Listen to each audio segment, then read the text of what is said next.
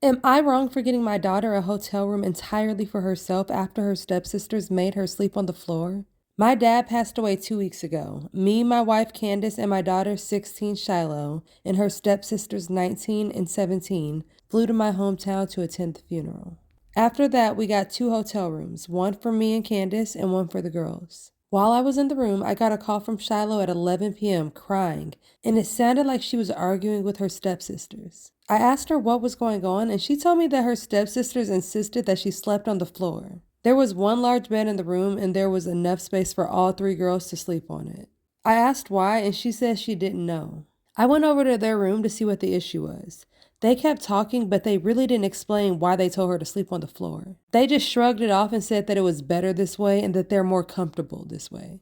I told Shiloh to grab her things, and when one of my stepdaughters asked where we were going, I told her that I was booking Shiloh her own hotel room. Both looked upset and didn't say anything, but must have called their mom because she was awake when I got back and started arguing with me. She said it wasn't fair that I gave Shiloh her own room. I explained why I did, but she said that I wasted money and that Shiloh should have just sucked it up for one night. She said that it's not fair that I'm playing favorites. Now that we're back home, my wife and stepdaughters won't talk to me.